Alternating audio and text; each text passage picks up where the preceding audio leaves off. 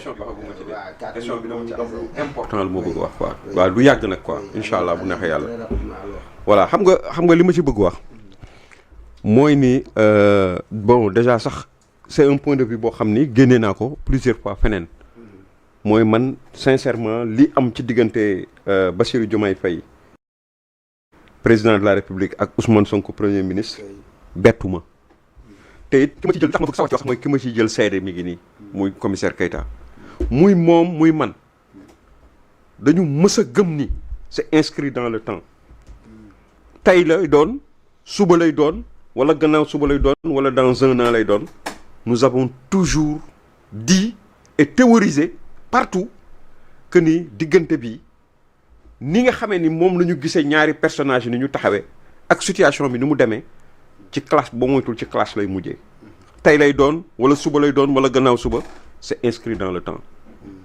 te dafa mel ni l'histoire est en train de nous donner raison par rapport à cette question mais li ci doy waar am na sax tey ñoo xam ni dañu taxaw naan bu leen naagu ci lan ñun naaguwuñu ci dara bu doon suñu sagoo suñu dëkk day nekk ci équilibre dañuy juum comme ni ma ko waxoon bu doon suñu sagoo à chaque fois bu ñu waxee lu safaanu jëm ci ñoom day nekk njuumte ci ñun parce que loolu la ñuy ñaan yàlla parce que dañoo bëgg suñu réew mais xam nga lan mooy problème bi am na ñoo xam dañuy wax naan non gars yi dañuy théâtre gars yi fi nekk ni dañuy jouer ay rôle ñoom ñaar yëpp dañu déggoo kii dafa am partition bu muy jouer kii am partition bu muy jouer xam nga lu ma leen di tontu si c'est cela ils sont en train de jouer des rôles yoo xam ni wala benn scénario boo xam ni de mauvais aloi yoo xam ni réew kenn du ko caaxaane parce que tey li am gravité bi mu am mais on est dans tous les dangers on est assis sur une bombe le pays est assis sur une bombe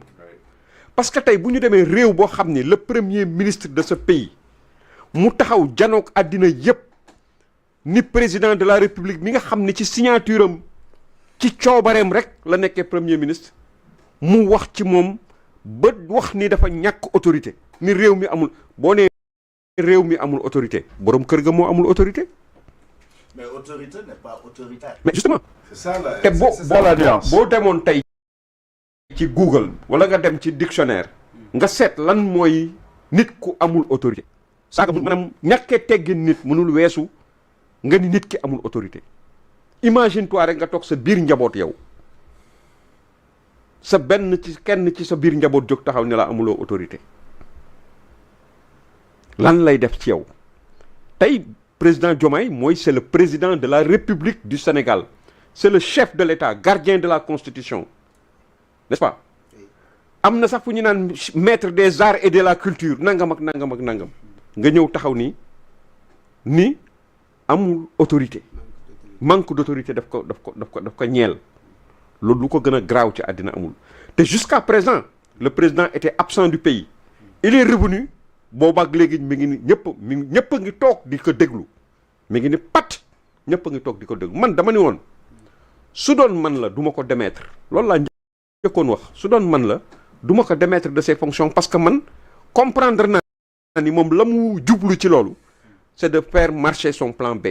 Son plan B, c'est quoi? C'est effectivement, comme il a dit, il est pressé, il est pressé.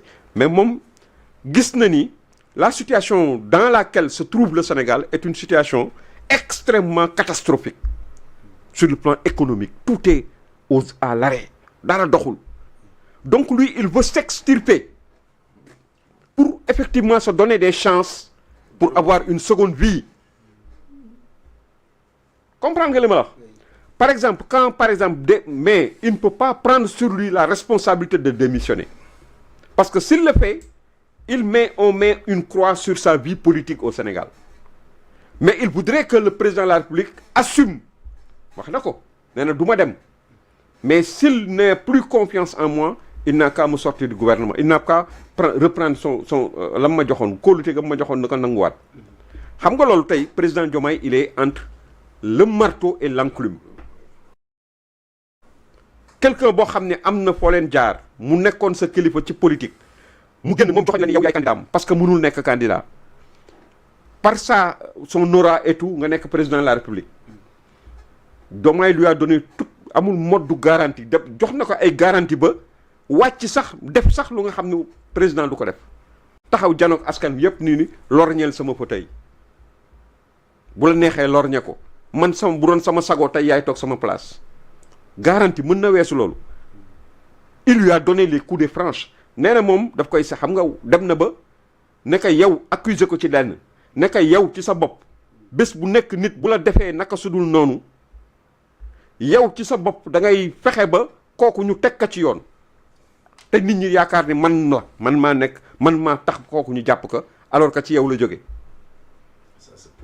il l'a dit devant tous les Sénégalais et devant tout le monde ma ni mais à chaque fois que kaw dal sa kaw nga fexe ba ñu faj ko man nag suñu dalee sama kaw doo bouger. mais parce que moom li muy jawle président bokkul ak Bassirou Diomaye mii sa xarit. waaw mais c'est différent. mais c'est ça. que ay article lañu bind ay loi yu ko protège du Bassirou moo ne danga léegi nag article la ñuy wax ne mooy jàppalu nit yooyu dañoo waroon a évoluer sax vers ñu dindi ko mais man dama bëgg d'abord ndax mënuñoo war li nga xam ne moo tax ñuy dund ngir boo lëggee ñu demal jënd Sëñ Tuubaa day wax ne ku la ëpp teggin sa sëriñ la je suis parfaitement d'accord que débat bi dafa war a nekk un débat très sain ainsi de suite mais nag il faudrait que quand même ñu dellu si ci orthodoxe bi président yow la ñu fal boo mënul la ngay def loola yow yaa ko kii mais boo ne tey autorité amu fi autorité tey bu Bassirou Diomaye Faye bu fekkee ne la Ousmane Sonko wax noonu la demee ku ko jàppee noonu la tax nga jàpp loolu bëri na ci la ca ëpp ci Ousmane Sonko la jógee parce que ma jox la benn exemple man bu ma doon président nga génn def une sortie comme ça hasardeuse comme ça et maladroite mais je vous démets de vos fonctions c'est simple que ça justement bu ñu bokkoon ndey bàyyi laa wax wala ci loolu laa doon wax doo génn di wax lu la neex ma di la setal problème bi lan la mais loolu la ñëpp mais may na ko dama génn di nga def déclaration doo ko def je te démets tes fonctions simple que ça tous les Sénégalais l'attendaient là. c'est le moment nag Sénégalais yi apporté ko aussi xam ne moom la ñu fal ba 2029 bu ñu koy renouveler ñu renouveler bu ñu ko renouveler ñu ne renouveler ñu ko mais ñu jox seen soutien Bassirou Diomaye te xam ne moom c'est la le ñu fal moment pour les Sénégalais de constater que ça ne va pas. am réew du fawukaay. mais réew du fawukaay. réew du fawukaay ba nga teg ci benn waay di nga xaari 2029.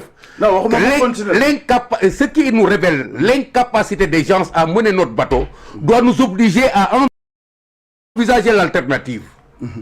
loolu foofu la ñu war a taxaw. man da nga baax trop taali bi nga ko baax nga vraiment. man dama lay ñee quelque fois. su ma la gisee ngay der commissaire absolument mais man dama bëgg. dafa am fu may xoole. waaw moi je veux qu'on garde l'ordre constitutionnel dans ce pays parce que je sais que. Sénégalais ko xam doxalinam. misaal li mën naa bañ a sori ku nekk sa bopp doon lu misaal. bu xëyee ne rajax c'est fini jeex na. ku toogati te loolu waruñu ko encourager. wutuñu rajax waaw. c'est-à-dire dafa am moment dans la gouvernance du may ma tudd dans la gouvernance dafa am moment yu historique ci dundu askan yëpp nag du Sénégal am na jour yi nga xam ne la décision elle est la seule qui doit être prise même si ça doit produire le chaos bi lañu war a génn pour demaat ci normalité mais commissaire le chaos est un espace de solution commissaire aujourd'hui on a coincé le président de la République tànc ko il est président de la République cette solennité de la fonction cette importance de la fonction kenn mënu ko jéggi ci jéggi yi te kenn demeetul la voilà ñun foofu lañ toll.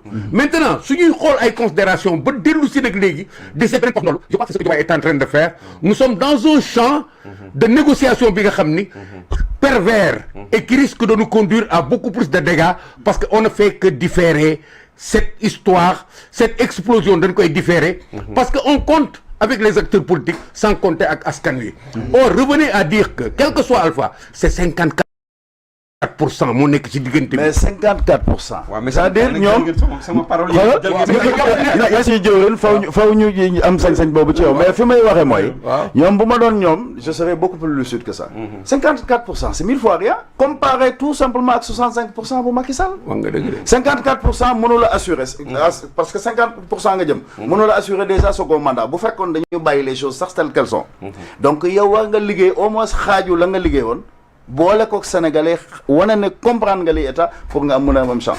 loolu nag ça va demander des décisions courageuses. Ousmane doit être démis de ses fonctions. C'est aussi simple que li ma leen wax nii ba tax nga jëlaat parole. Ce n'est qu'une partie de la gravité de la chose. Oui, c'est vrai. La seconde chose la plus grave encore c'est quand il rappelle au président de la République loo xam ni amoon na seen diggante bu ñu waxante ci en prison lu ñu waxante lan la ñu waxante xel bu nekk mu ngi gamberger lu nekk mi ngi koy xalaat ndax da nga war a dem ba mu yàgg nga démissionné ndax loolu laa la bàyyi loon dama xam bàyyi loon xam nga parce que je voulais pas avaler tout ça. mais doyen foofu la Ousmane di def erreur c'est-à-dire Ousmane n'a pas de conseiller parce que man du ma nangu nga def ma conseil doo ma déglu dañuy jàppante maa yow nga dàq ma wala nga def doye ma li ñuy doye conseil parce que je donne un exemple. Ousmane il travaille dans ce qu'on appelle la déconstruction de l'image. Ousmane s'était fait peut-être une certaine image am ñu ko nawloo woon mais loolu la commencé moom graduellement xëy na keneen du ko mën a yàqal mais moom ci boppam moo ko mën a yàqal boppam c'est ce qu'on appelle la déconstruction de l'image en psychosociologie. mais ensuite li may daanele mooy le concept de parti état quand Ousmane Sonko ose nous regarder dans le blanc des yeux dans ce Sénégal de 2025 li ñuy pour nous parler d'un parti état war a waxtaane ci comme le PDG le parti démocratique de Guinée de Sékou Touré mais dafi dul am mais c'est vrai c'est réellement ce que signifie un parti état. Mais quand il y a un parti état, il n'y a plus de démocratie. Il y a un seul parti politique. Boo xam ni mooy régenter lépp. La vie politique, la vie économique, tout. mais nag fa mu juumee la justice. jëwrin fa mu juumee te bëgguma ñu pare ci débat bi.